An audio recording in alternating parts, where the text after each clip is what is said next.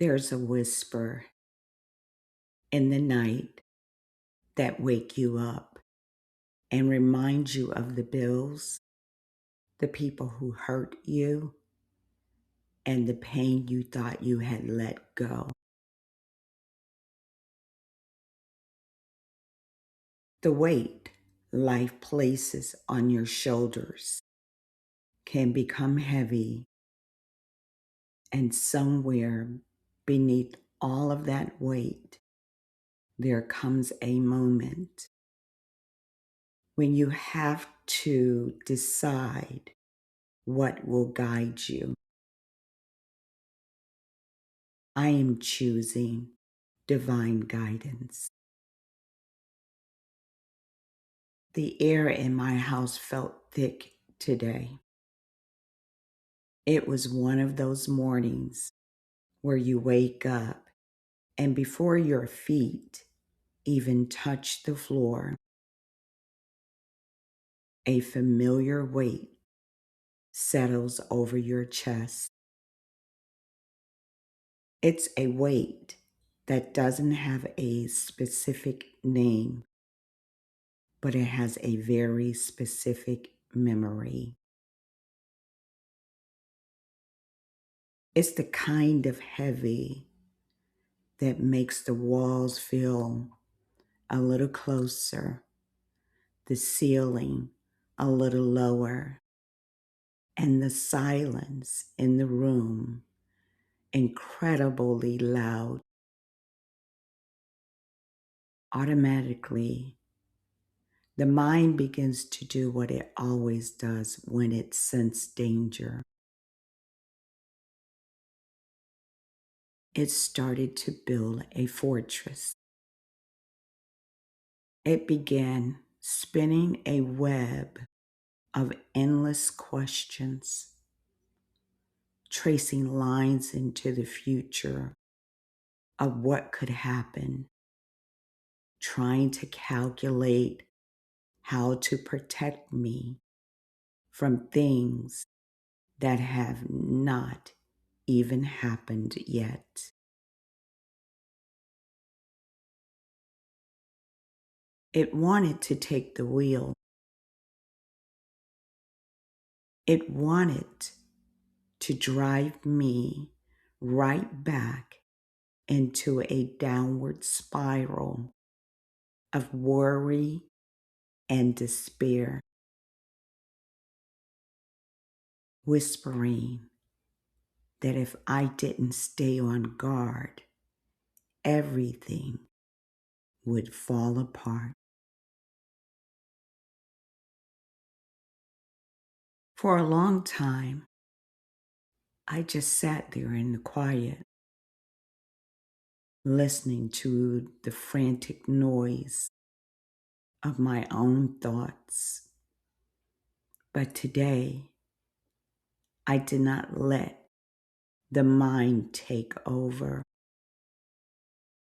Instead of drowning in that internal noise, I did something different.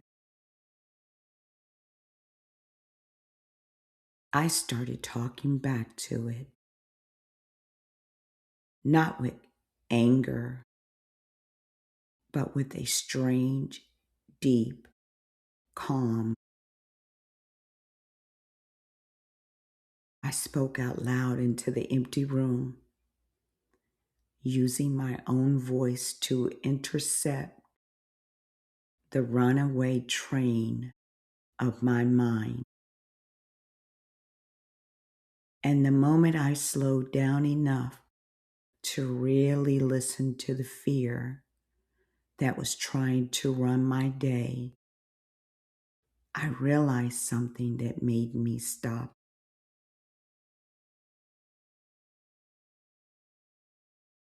The fear I was feeling today didn't belong to the woman in this room.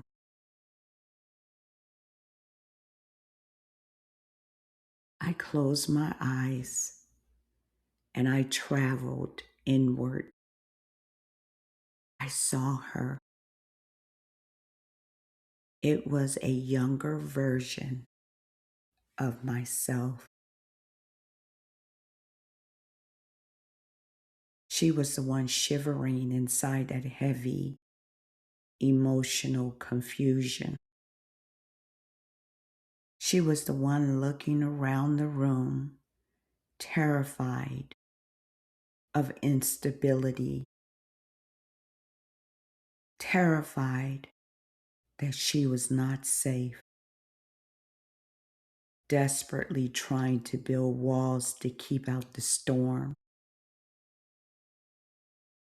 And as I looked at her, a profound feeling of understanding took over me.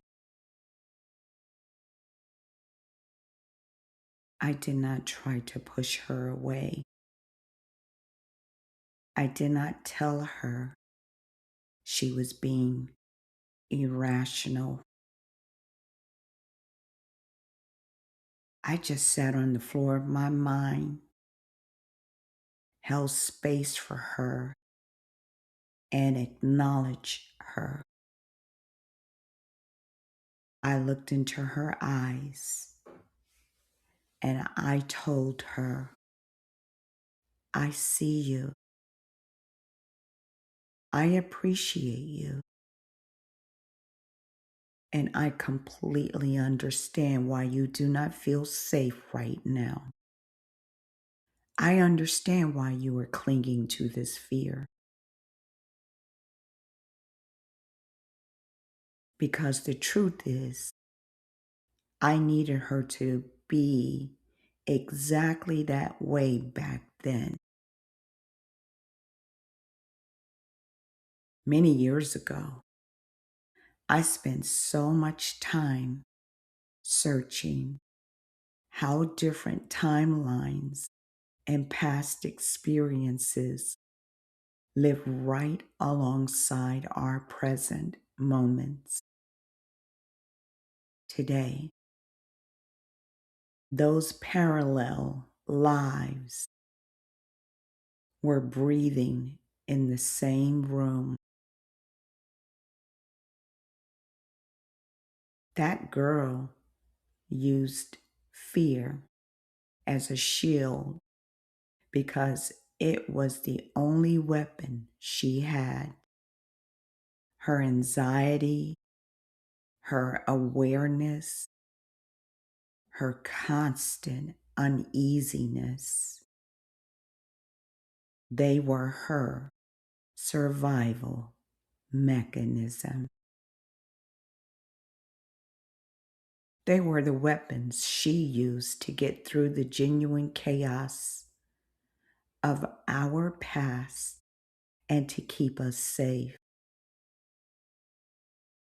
But as I sat with her that day, I realized the war she was fighting had ended a long time ago.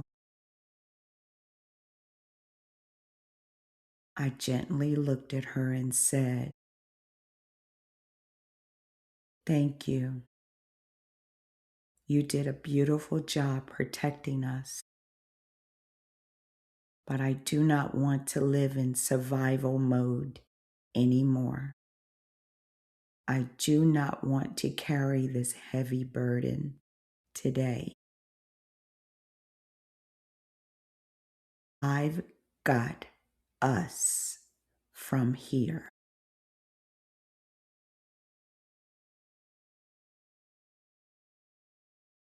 It was a beautiful moment of surrender. I realized that if I want to move forward into the next chapter of my life, I have to be willing to step out of the old life. I have to be willing to walk blindly into the future, regardless of what could happen. Trading that old protective fear for a deep rooted faith. The moment I told her she could rest. The air in the room finally changed.